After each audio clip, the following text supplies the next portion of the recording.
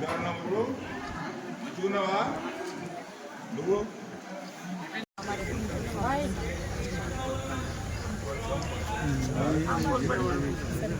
వాడేనా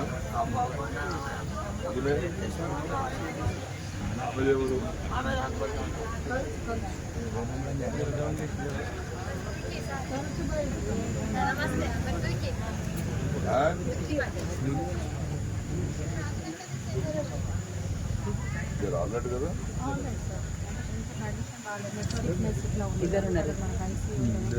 uncle తాండా మీరు ఒక్కరేనారా? ఏమ్మా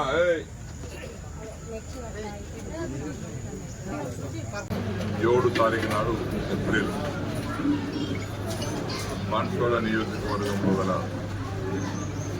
నసరాబాద్ మండలంలో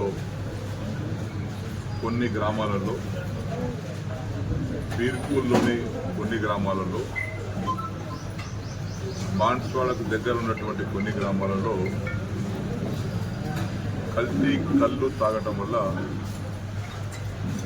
దాదాపు 60 మంది అస్వస్థతకు గురయ్యారు. ఆ తాగినటువంటి వ్యక్తులు ఆ మత్తులో విపత్కరమైనటువంటి పరిస్థితిలో వారిని ప్రభుత్వ యంత్రాంగం, excise department, revenue department, police department వెంటనే స్పందించి ఏ గ్రామాలలో ఈ కల్తీ కళ్ళు తాగి అనారోగ్యానికి గురయ్యారో గుర్తించి వారిని వెంటనే బాన్స్వాడ ఏరియా ఆసుపత్రికి తరలించారు. తరలించిన తర్వాత కూడా ఇంకెవరైనా తాగినటువంటి వారు ఇంకెవరైనా మిగిలిపోయారేమోనే ఆలోచనతో ప్రతి గ్రామంలో ఒక అంబులెన్స్ కూడా అక్కడ సిద్ధంగా ఉంచారు. ఆ విధంగా రాత్రి 2 గంటల వరకు ఈ కల్తీ కళ్ళు తాగి అనారోగ్యానికి గురైనటువంటి వ్యక్తులను రాత్రి 2-3 గంటల వరకు కూడా తరలించారు. ఈ తరుణంలో ఆసుపత్రి సిబ్బంది వెంటనే స్పందించి తగు వైద్యాన్ని ప్రారంభించారు.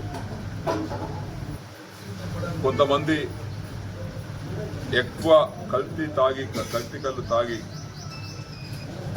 కొంచెం విపరీతమైనటువంటి చర్యలు, విపత్కరమైన చర్యలు, ఇంకా అనారోగ్యానికి ఎక్కువ ఇబ్బంది అవుతుందేమని వారి యొక్క ఆరోగ్య పరిస్థితిని గమనించి కొంతమంది నిజామాబాద్ పంపించారు. దాదాపు నిజామాబాద్కి వెళ్ళినటువంటి 13-14 మంది పేషెంట్లు కూడా అక్కడ వైద్యం పొందుతున్నారు ప్రభుత్వ ఆసుపత్రుల్లో. మరొక 2-3 వారి అవసరాల నిమిత్తం, వైద్య నిమిత్తం కామారెడ్డి కూడా ఇప్పుడే తరలించారు. అయినప్పటికీ కల్తీ కళ్ళు తాగినటువంటి సుమారు 60 పైన ఉన్నటువంటి వ్యక్తులకు ఎవరు కూడా ప్రాణాపాయ పరిస్థితి లేదు. డాక్టర్లు తగు చర్యలు తీసుకోవటం వల్ల, సిబ్బంది వెంటనే స్పందించడం వల్ల వారికి ఎలాంటి ప్రమాదం లేకుండా కాపాడగలిగారు. దానికి తోడుగా స్థానిక నాయకులు బాలరాజు గారు వెంటనే అందుబాటులో ఉండి వారు వెంటనే స్పందించి ఆసుపత్రికి వచ్చారు. సబ్ కలెక్టర్ గారు కూడా, కిరణమయ్య గారు కూడా మరి ఎక్కడో ఉంటే సమాచారం తెలుసుకొని పరిగెత్తుకొచ్చి పరిస్థితిని గమనించి పర్యవేక్షించి తగు సలహాలు, తగు సూచనలు, తగు ఆదేశాలు సంబంధిత అధికారులకు ఇచ్చారు. అంటే అనుకోకుండా జరిగినటువంటి సంఘటన కాబట్టి వారు టూర్లో ఉన్నారు సబ్ కలెక్టర్ గారు. నేను నిన్ననే సాయంత్రం 3:30 బయలుదేరి 6:30కు నేను హైదరాబాద్కి చేరుకున్నాను. ఎందుకంటే నాకు కూడా 12 రోజుల నుంచి అనారోగ్యంగా ఉంటే, జలుబు, కన్ను నొప్పి ఉంటే ఈరోజు వైద్యం చేయించుకుందామని హైదరాబాద్ వెళ్ళాను. నేను వెళ్ళిన 15 నిమిషాలకు ఫోన్లు వచ్చింది.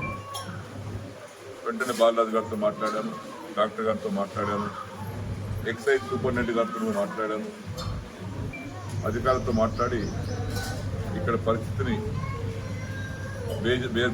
బేరీజ్ వేసుకొని ఈరోజు అందరిని పరామర్శిద్దామని ఇక్కడికి నేను కూడా రావడం జరిగింది.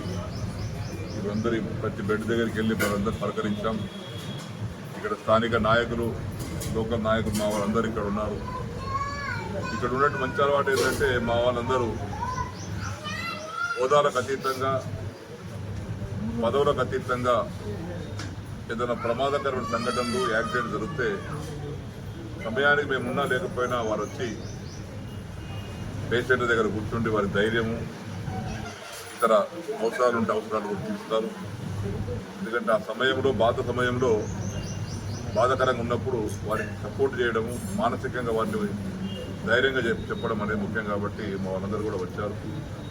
ఇప్పుడు అందరు ఇక్కడ ఈ సహాయ కార్యక్రమాలు పాల్గొంటూ ఉన్నారు. సబ్ కలెక్టర్ గారు కూడా ఉదయాన్నే మళ్ళీ వచ్చి వారు కూడా ఆసుపత్రిని పర్యవేక్షిస్తున్నారు. మరి విజయలక్ష్మి గారు, సూపరింటెండెంట్ గారు వారి ప్రత్యేక పర్యవేక్షణలో కార్యక్రమం వైద్యం కొనసాగుతూ ఉంది. కాబట్టి ఎక్సైజ్ డిపార్ట్మెంట్ వారికి నా విజ్ఞప్తి, వెంటనే